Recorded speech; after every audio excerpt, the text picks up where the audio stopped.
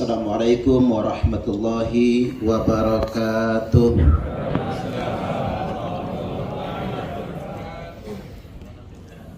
Bismillahirrahmanirrahim. Alhamdulillahi rabbil alamin. Allahumma salli wa sallim ala sayyidina Muhammadin wa ala alihi wa sahbihi ajma'in. Amma ba'du. Tabi pun yang saya hormati Kadensus Mabes Polri, yakni Bapak Irjen Pol Martinus Hukom SIK MSI, mirip orang Arab ya Pak ya, luar biasa. Saya tadi guyon kayak adiknya Usama bin Laden kata saya. Subhanallah. Beserta segenap pejabat di lingkungan Densus 88 Mabes Polri yang juga hadir pada kesempatan kali ini, bahkan hadir dalam formasi yang sangat lengkap. Yang saya hormati pengurus PP Muhammadiyah, yakni Pak siapa tadi ya Pak ya? Pak Wahid ya, yang ganteng. Yang saya hormati Bapak Profesor Dr. Marzuki Nur, Ketua PW Muhammadiyah Lampung. Yang saya hormati Bapak Kaban Kesbangpol, Bapak Muhammad Firsada. Itu nama kiai itu Pak. Aturan saya yang namanya Muhammad Firsada ya. Nama saya Suparman. Itu agak katro itu Pak. Nama saya Suparman itu karena lahir bulan Sapar, maka namanya Suparman. Ini lahir bulan Suro ya Suratman, ini Paing ya Paiman, ini Legi ya Legiman. Makanya ada Abdul Karimnya itu nama bapak kandung saya. Makanya saya itu di KTP namanya ya Suparmanto. Bapak saya itu Abdul Karim, saya cantumkan ya secara resmi jadi nama saya juga. Ya, kalau orang nyebut Ustadz Suparman kan kurang keren. Tapi kalau Ustadz Suparman Abdul Karim jadi keren. Sekaligus juga ngalap berkahnya Mbah Yai Abdul Karim, pendiri Pondok Pesantren Lirboyo. Mudah-mudahan dapat barokahnya. Allahumma amin. Selanjutnya yang saya hormati Kasat Gaswil Pak Ketut beserta tim Densus Lampung. Selanjutnya juga guru saya Bapak Dr. Sudarman. Saya masih kuliah di IAIN Raden Intan dulu, beliau sudah jadi dosen di sana. Dan beliau terkenal di banyak kalangan, di semua agama, semua kelompok, bahwasanya beliau adalah salah satu dosen UIN yang sangat moderat dalam berpikir. Selanjutnya hadirin wal hadirat rahimakumullah, saya tidak berpanjang lebar di mukadimah karena waktu kita mepet. Di sini sebetulnya di antara 120 saudara-saudara saya ini sebagian juga sudah kenal saya. Bahkan mungkin ada yang pernah berteman akrab sama saya. Jadi sudah hafal wajah-wajahnya sebagian. Pada kesempatan kali ini saya hendak menyampaikan materi perkara yang sangat ditakuti oleh Nabi, itu tahrish. Jadi provokasi di internal umat Islam. Jadi kita biasakan untuk tidak mencari kambing hitam lagi. Kita biasakan untuk tidak mencari kesalahan orang luar. Sementara kita libur dulu menyalahkan Amerika, libur dulu menyalahkan Cina gitu. Libur dulu menyalahkan bangsa luar. Bukan berarti kita tidak waspada dengan intervensi asing ya. Kayak ISIS misalnya diintervensi oleh Amerika Serikat, bahkan didanai dan dipersenjatai. Ini yang ngomong saya nggak apa-apa. Tapi kalau yang ngomong Kadensus nggak boleh. Karena ngapa? Ini urusan negara. Kalau saya ini kan PNS, bukan, bebas ngomong. Bebas betul ngomongnya, jadi nggak jadi masalah gitu. Nah, kita berhenti dulu libur sebentar bicara tentang bagaimana intervensi Yahudi, Israel, udah jelaskan mereka itu. Tapi kita masuk kepada perkara yang paling dikhawatirkan oleh Nabi di internal umat Islam. Beliau bersabda, inna syaitana qad ayisa ayya'budahul musalluna fi jaziratil Arab. Sesungguhnya setan itu, kata Nabi, sudah kehabisan cara, sudah putus asa untuk menggoda orang-orang yang rajin sholat agar menyembah setan. Nabi memberikan satu penekanan fi jaziratil Arab, khususnya di Jazirah Arab. Jadi untuk hadis ini Pak, kita di Indonesia dikecualikan. Karena orang Indonesia ini ngaku Islam tapi masih nyembah pohon beringin. Ngaku Islam masih banyak juga yang ke pacaran sama Nyai Roro Kidul. Kan ada kan pacaran sama ular, KTP-nya Islam. Jadi ini dikecualikan. Setan itu, kata Nabi, sudah kehabisan cara untuk menggoda orang-orang yang rajin sholat agar dia menyembah setan, khususnya di Jazirah Arab. Tetapi walakin fit tahrishi bainahum, setan selalu berhasil melakukan tahrish, provokasi dan adu domba antara sesama mereka. Hadis ini bicara tentang kelebihan Arab, sekaligus juga bicara tentang kelemahan orang Arab. Orang Arab itu bahasa sederhananya Pak, paling mudah diadu domba, paling mudah itu, paling mudah dimanipulasi dengan atas nama agama. Ini tidak rasial, karena ini hadis kan, Nabi menyampaikan sedemikian rupa. Poin pertama yang hendak saya sampaikan itu sebetulnya kelemahan mendasar umat ini. Kita ingat betul Nabi pernah berdoa semalam suntuk. Nasnya ini kan populer betul, karena di Sahih Bukhari Muslim semua hadis-hadis ini. Nabi berdoa semalam suntuk, dikira sahabat doanya ini permintaannya yang kebanyakan. Ternyata Nabi cuma minta 3 perkara. Yang 2 dikabulkan dan yang 1 tidak. Yang tidak dikabulkan ini diulang-ulang oleh Nabi untuk diminta kembali. Wa sa'altuhu alla yaj'ala ba'sahum bainahum. Aku minta kepada Allah agar umatku ini tidak saling membinasakan antar sesama mereka. Tapi sayang, doa ini enggak dikabulkan, atau bahasanya masih ditahan, belum dikabulkan oleh Allah. Jadi perkara yang paling ditakuti oleh Nabi itu bukan faktor eksternal. Perkara yang sangat ditakuti oleh Nabi itu justru dari umatnya sendiri. Nabi sangat takut umatnya saling membinasakan. Bahkan dalam matan yang lain itu, innama akhafu ala ummati, sesungguhnya yang paling aku takuti terjadi di tengah-tengah umatku itu, kata Nabi, salah satunya wa idza waqa'a alaihimus saif lam yurfa ila yaumil qiyamah.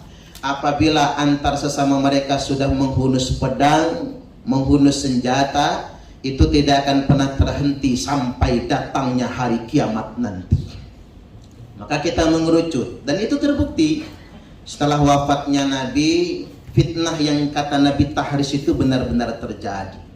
Puncaknya terbunuhnya Khalifah Utsman bin Affan radhiyallahu anhu. Tuduhannya sederhana, Khalifah Utsman korupsi. Yang bikin tuduhan siapa? Orang Islam sendiri. Khalifah Utsman korupsi. Terjadi demo besar-besaran di Madinah 40 hari 40 malam. Berbagai macam, namanya psikologi massa ya Pak. Massa itu sebelum demo ikhlas dia, semata-mata ingin menuntut keadilan kepada khalifah. Tetapi begitu sudah berkerumun, masalah jadi berbeda.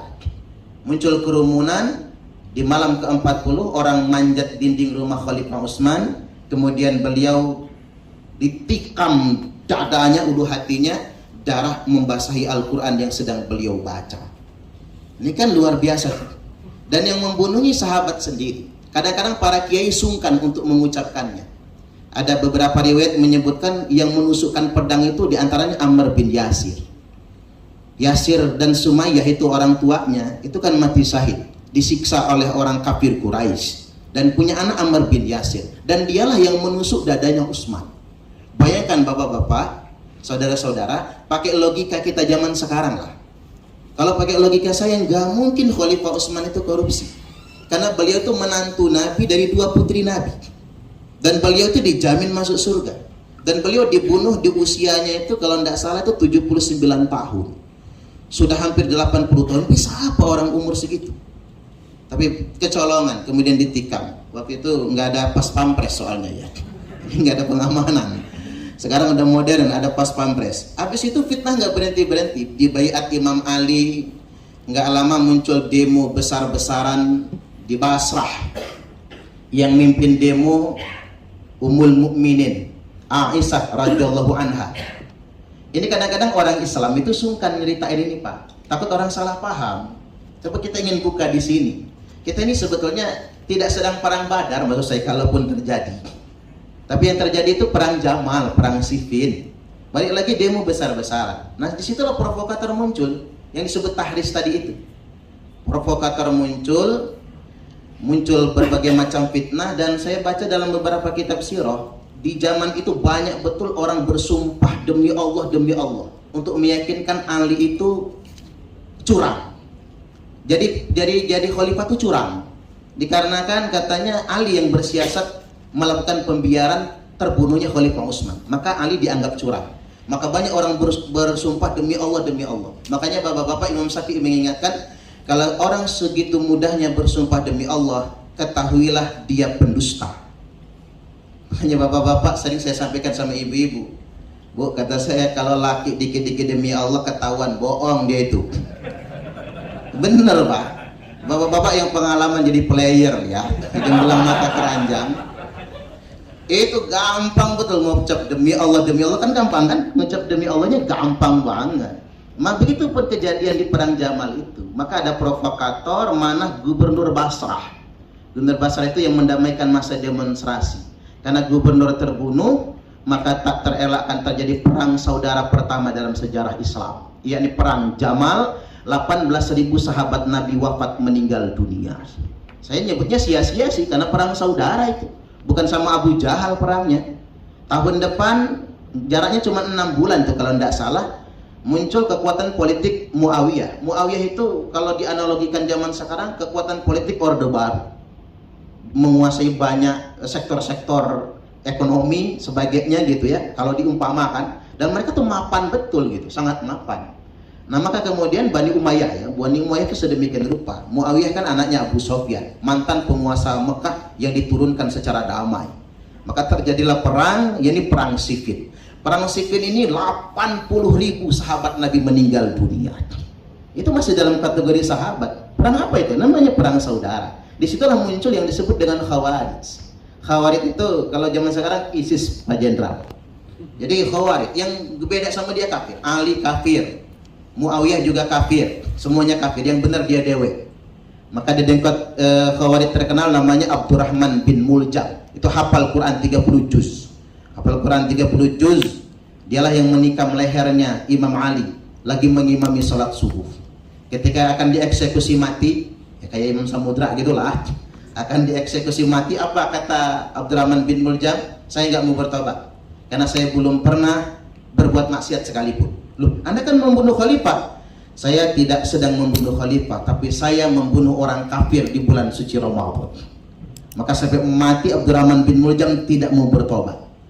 Makanya masih ada waktu nggak aja kira-kira? Nggak apa-apa ya Pak, kezuhuran dulu nggak apa-apa kan, sekali-kali. Kita sudah pernah belajar fikih kan, kalau lagi acara itu boleh mengundurkan waktu sholat kan. Sudah pernah belajar karena di antara kita ini ya ada yang alumni ini, alumni itu gitu ya. Jadi saya pernah mempelajari itu sebetulnya. Baik, saya kembali lagi bahwasanya Abdurrahman bin Muljam dan Imam Ali itu tak bernyali sebetulnya memerangi teroris itu, memerangi Khawarij maksud saya ya, nggak bernyali itu, nggak punya nyali. Karena ngapa? Nasnya jelas betul. Mereka itu solih semua. Bahkan mereka itu menghatamkan Al-Quran nggak pernah lewat seminggu.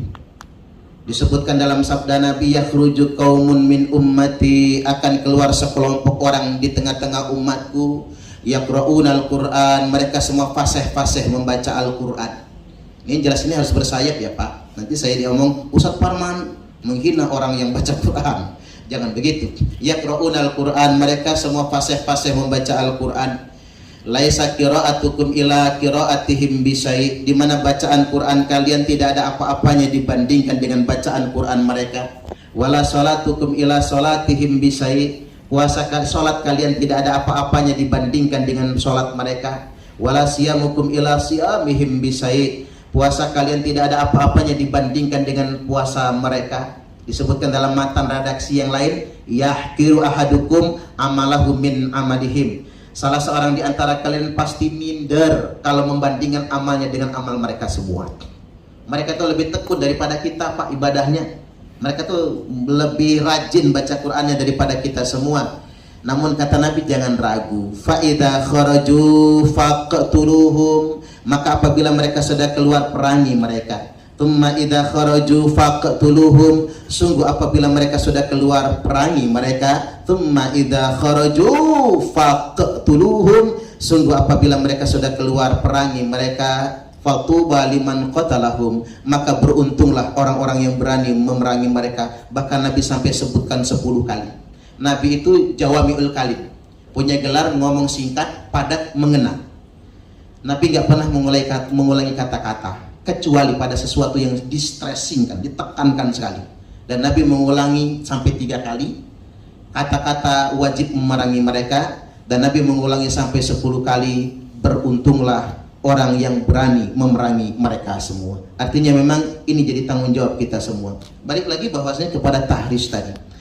Yang paling Nabi takutkan itu adu domba, provokasi antara sesama umat Islam ini. Dan yang saya sampai menitiskan air mata itu Pak, coba kita baca perang Ka'bah. Perang gubernur Mekah melawan penguasa dinasti Bani Umayyah. Waktu itu perang awal lawan Yazid kalah. Presiden kalah sama gubernur. Kemudian perang lagi yang berikutnya, puncak perangnya apa? Ini perang bersama Marwan ya, sama Marwan, Malik bin Marwan kalau tidak salah. Itu perang dan Abdullah bin Zubair kalah. Dan kalau mau tahu Pak, itu pakai betet apa namanya, ketapel api. Jadi batu api itu dilemparkan ke Masjidil Haram. Itu pusat perangnya di dalam Masjidil Haram. Ka'bah itu rontok, Masjidil Haram terbakar. Bayangkan oleh bapak-bapak kalau itu terjadi di zaman sekarang, apa jadinya Pak? Seandainya Masjidil Haram terulang seperti zaman Abdullah bin Zubair. Kita pernah mengalami sejarah kelam tentang perang saudara. Ka'bah sampai hancur, Masjidil Haram sampai hancur. Ini jadi pelajaran, apakah itu akan terulang kembali? Sesuatu yang sangat dikhawatirkan Nabi. Dan saat ini mulai terulang di Irak dan Suriah. Pesat perang Jamal dan perang Siffin juga kan di Irak dan Suriah. Maka Nabi mengatakan umatku yang paling berat ujiannya adalah yang ada di Irak dan yang ada di Suriah. Karena akan berulang dan berulang dan berulang terus. Satu ya. Lanjut gak kira-kira Pak? Gak apa-apa ya. Ini karena kita nggak di masjid, Pak, nggak apa-apa, lanjut ya. Saya lanjutkan yang berikutnya sedikit-sedikit saja lagi. Yang berikutnya saya stressing lagi. Yang pertama, yang paling ditakuti Nabi bukan orang luar, tapi faktor internal, provokasi, adu domba, fitnah, dan perpecahan antar sesama umat ini. Kemudian yang berikutnya ada himbauan dari Nabi. Idza ra'aitum ikhtilafan fa'alaikum bisawadil a'dham. Kalau kalian bingung, betul kata Nabi, terjadi perselisihan, perbedaan, firqah-firqah yang terlalu banyak di tengah-tengah umat ini, kata Nabi, maka kalau kalian bingung, pilihlah kecenderungan apa? Fa'alaikum bisawadil a'dham, ikutilah kelompok yang paling mayoritas. Makanya buat saudara-saudaraku, bapak-bapak, sepulang dari sini silakan bapak-bapak sukanya kemana afiliasinya. Ada 2 organisasi mayoritas di negeri ini, yakni Nahdlatul Ulama. NU itu punya aset pesantren terbanyak sedunia internasional, punya ribuan kiai yang pakar kitab kuning, punya jutaan santri Pak. Karena NU itu pesantren yang betul-betul konsisten mengajarkan salafiyah. Salafiyah sebenarnya kan di NU. Karena pengen tahu betul nahwu shorof ya ke NU. Kalau nggak nyantri di NU ya nggak dapet, percayalah nggak dapet. Harus ke NU kalau mau dapat banget gitu ya. Ya greget dapat banyak banget. Di Gontor saja yang kita dapat muhadasah, percakapan saja, conversation gitu. Di Darul Arqam, di Darul Qoram misalnya, yang modern ya. Tapi kalau di Salafiyah NU itu kita dapatkan. Makanya berpihak ke NU. Atau yang kedua Muhammadiyah. Muhammadiyah adalah kalau kata James Pecco, organisasi keagamaan dengan amal usaha terbanyak sedunia internasional. Bahkan Muhammadiyah itu mengalahkan organisasi Kristen, mengalahkan organisasi keagamaan Katolik. Muhammadiyah adalah organisasi keagamaan dengan amal usaha terbanyak sedunia internasional. Pak Profesor tadi cuma menyampaikan di Lampung, kita sudah bicara wow, di Lampung doang. Gimana se-Indonesia? Bahkan Muhammadiyah bikin universitas di luar negeri. Nah, amal usaha ini butuh SDM yang sangat banyak sekali. Tapi ya jangan dicapul kalau kata beliau lagi bikin ada nama Muhammadiyah, udah dapat izin hilang Muhammadiyahnya. Jangan sampai kayak gitu juga gitu.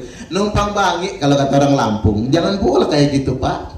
Saya percaya betul Pak Jenderal, di Indonesia ini selama masih mayoritas NU dan Muhammadiyah, NKRI tetap terjaga. Setuju lagi? Akan tetap terjaga, percaya. Kita akan hidup damai di negeri kita ini. Yang ketiga sekarang, al-jamaah. Nabi memberi solusi ketika terjadi perselisihan dan perbedaan yang begitu banyak. Firqatun najiyah, firqah yang paling selamat itu kata Nabi, wahiyal jamaah, dia adalah al-jamaah. Ini kata al-jamaah ini yang sering didistorsi gitu. Kadang-kadang kita mengklaim al-jamaah itu kelompok kita, organisasi kita. Padahal saya mengutip Ibnu Taimiyah, Syekhul Islam Ibnu Taimiyah menjelaskan apa itu al-jamaah. Al-jamaah itu lawan dari perpecahan.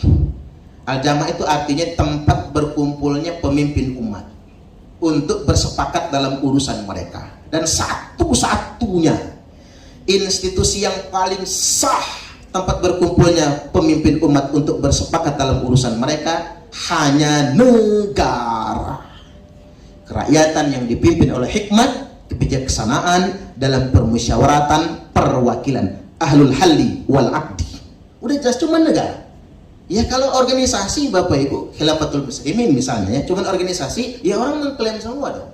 LDI mengatakan kami, NU mengatakan kami, al-jamaah itu, Muhammadiyah mengatakan kami, tapi itu tidak sah, itu ormas. Yang benar adalah tempat yang paling sah adalah negara. Jadi kalau bingung betul Bapak-bapak mau berpihak kemana, berpihaklah kepada negara. Dan jelas hadisnya kan, bahwasanya man kariha min amirihi say'an fal yasbir. Barang siapa yang benci sama urusan pemimpinnya, sabar kata Nabi.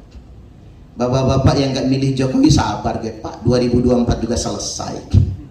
Nanti habis Jokowi Cak Islah Baharawi yang jadi presiden. Amin. Amin. Pokoknya Cak, kalau Cak Islah jadi presiden jangan lupa saya jadiin menteri lah. Pak Kadensus jadi Panglima apa namanya Kapolri ya. Subhanallah. Ini guyon-guyon ya. Artinya nanti Pak Kaban langsung menteri dalam negeri aja. Jadi saya kembali lagi, barang siapa yang benci nggak suka sama program pemerintah, kita ini kan begitu sih Pak, like and dislike kan. Kebijakan pemerintah ada yang kita suka, ada yang nggak kita suka, itu lumrah-lumrah banget. Tapi bukan alasan kita untuk melawan pemerintah. Makanya saya ditanya ibu-ibu Ustaz, ada nggak satu ayat atau hadis pun yang membolehkan kita memberontak pemerintah? Tidak ada satupun. Langsung dia tanya, walaupun pemerintahnya zalim, iya, walaupun pemerintahnya zalim. Walaupun kita tinggal di negeri non muslim sekalipun, umpama kita ini hidupnya di Amerika, nggak bisa. Kita harus loyal dengan pemerintah Amerika sama Joe Biden. Kalau kata orang Lampung, Joe Biden itu adalah presiden Amerika asli orang Lampung pertama. Joe Biden katanya Pak. Kata orang Lampung. Jadi seandainya saya ini warga negara Amerika, saya nggak layak berwalak kepada Raja Saudi, nggak boleh. Saya berwalak dengan Erdogan Turki, nggak boleh. Saya berwalak sama pemerintah Indonesia, nggak boleh. Saya harus berwalak kepada pemerintah Amerika, walaupun oleh sebagian kalangan dicapnya kafir. Karena Amerika mayoritas Kristen. Sama dengan saudara kita yang di Thailand Selatan, di Filipina. Tetap salah ketika Thailand Selatan ingin merdeka, Filipina Moro ingin merdeka, tetap salah. Karena mereka adalah bagian negara Filipina dan Thailand. Sama dengan kita Pak. Siapa yang terima Aceh lepas? Siapa yang terima sih Papua lepas? Kita negara berdaulat, negara kesatuan Republik Indonesia. Makanya kemarin saya menceramahi polisi-polisi, siswa polisi yang dari Papua. Kata saya, adik-adik yang dari Papua, tugas nanti jangan langsung pulang ke Papua. Anda minta ditempatkan seluruh Indonesia, agar Anda tahu bahwasanya Indonesia ini milik kita bersama. Tidak ada satu pun jengkal tanah air Indonesia ini yang boleh lepas kepada pihak asing atau lepas untuk merdeka.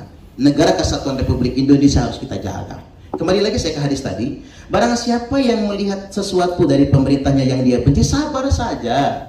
Karena mengapa? Fa innahu man kharaja minas sultani shibron. Karena barang siapa yang keluar dari ketaatan kepada pemerintahnya sejengkal saja, enggak banyak-banyak, mata mitatan jahiliyah, maka matinya mati jahiliyah. Man khala'aya dan min ta'atin, barang siapa yang melepaskan tangannya dari ketaatan kepada pemerintah yang sah, laki Allah yaumal qiyamati la hujjata lahu, dia akan bangkit ketemu Allah pada hari kiamat nanti tanpa hujah sama sekali. Wa man mata wa laisa fi unuqihi bai'atun mata mitatan jahiliyah, barang siapa yang mati tidak dari lehernya kesetiaan kepada pemerintah yang sah, maka matinya mati jahiliyah. Hadis inilah sebetulnya yang sering didistorsi, mewajibkan baiat secara individu. Betapa banyak orang mengkamuflase hadis ini untuk mencuci otak, padahal hadis itu bukan tentang baiat individu. Hadis itu tentang kesetiaan kepada pemerintah yang sah. Baik, terakhir, dakwah. Jangan pernah berhenti berdakwah, Pak. Kita sudah punya modal, yakni militansi dalam berdakwah. Bapak-bapak pernah bergabung, ya saya yakin di sini kan karena kita pengalaman saja, namanya kita tahunya ngaji itu bagus ya Pak, kan begitu ya. Diajak pengajian bagus-bagus ya ikut-ikut aja, nggak taunya diajak salaman, samanya kena waktu anak. Misalnya, makanya pada kesempatan kali ini saya katakan dakwah jangan berhenti, teruskan dakwah. Mari kita contoh dakwah Nabi. Nabi ketika dakwah ke Taif, Nabi dilempari batu, dilempari kotoran, sampai darah membasahi terompah beliau. Kemudian beliau menangis, beliau terjatuh dipaksa bangun, terjatuh lagi dipaksa bangun, dan berhasil bersembunyi di kebun Rabi'ah. Kemudian Nabi nyumput di balik pohon kurma lalu menangis, ngadu sama Allah, ya Allah, aku ngadu kepadamu, alangkah lemahnya kekuatanku, alangkah sedikitnya daya upayaku. Turun Jibril, kasihan Pak, kekasih Allah, luka-luka, penuh kotoran dan berdarah-darah sampai membasahi terompahnya. Kata Jibril, Muhammad, kita matiin aja orang Taif itu. Mau kamu apa? 2 gunung kita aduk, kita tumbun, atau kita datangkan wabah penyakit biar mati sekaligus, atau kita datangkan badai pasir, kita timbun mereka semua. Saya pikir Nabi bakal ngusul, Jibril, kita bom aja kalau bisa. Nabi gak usul begitu. Apa kata Nabi? Jangan Jibril, biarkan mereka menganiaya aku, biarkan mereka semua tidak mau beriman, tapi aku masih punya harapan. Ada di antara keturunan mereka yang mengucapkan kalimat La ilaha illallah. Itulah dakwah Nabi, dakwah kasih sayang. Fabima rahmatin minallahi lintalahum walau kunta faddan ghalizal qalbi lanqattu min haulik. Dikarenakan rahmat Allah Muhammad, engkau bersifat ramah, lemah lembut kepada mereka semua. Seandainya engkau bersikap keras lagi kasar, maka niscaya mereka akan pergi dari sekelilingmu. Terakhir, satu lagi, masih terakhir lagi. Ini terakhir beneran ini Pak. Di antara teman-teman kita, saya contoh misalnya ex-napiter ya, Pak Muhammad Solihin Pak. Beliau itu mengapa begitu? Dulu beliau ingin betul berangkat ke Bosnia ya, berangkat ke Bosnia, berangkat ke Palestina untuk menolong saudara-saudara muslim yang teraniaya di sana. Bahkan di antara kita pun mungkin greget banget ya, pengen berangkat ke Rohingya gitu. Karena ada teroris-teroris di sana yang menganiaya saudara-saudara di Rohingya. Ada sedemikian rupa. Tapi saya ingin tegaskan di sini Pak, cara terbaik menolong orang-orang yang tertindas melalui tangan negara. Karena kita sudah lintas negara. Karena negara kita belum sekuat Amerika, negara kita belum sekuat Rusia, bahkan belum sehebat Cina ya Pak. Maka Indonesia membantu Palestina baru sebatas mendirikan sekolah, mendirikan rumah sakit. Tapi sungguh luar biasa Pak Jokowi itu Pak, sungguh luar biasa.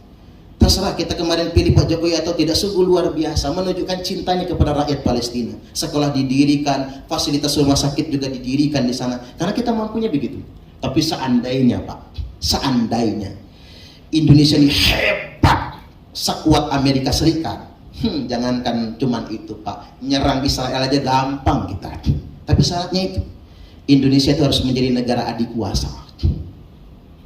Ini yang ngomong Ustadz ya Pak, bukan Pak Jenderal ya.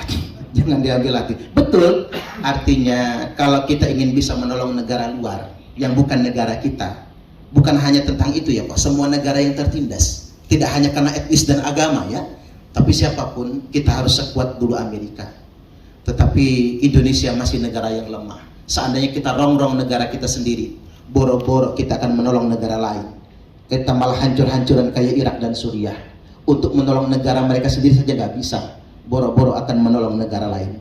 Maka dari itu harapannya pasca ini, bapak-bapak semua yang sudah ikrar setia NKRI, kedepannya akan menjadi mujahid-mujahid NKRI yang membela negara ini, membuat kita menjadi negara yang berjaya di dunia internasional. Baik, silakan tepuk tangan Pak. Itu dari saya, mudah-mudahan ini semua bermanfaat, ambil hikmahnya, ambil baiknya. Wallahul muwaffiq ila aqwamit thoriq. Wassalamualaikum warahmatullahi wabarakatuh. Waalaikumsalam warahmatullahi wabarakatuh.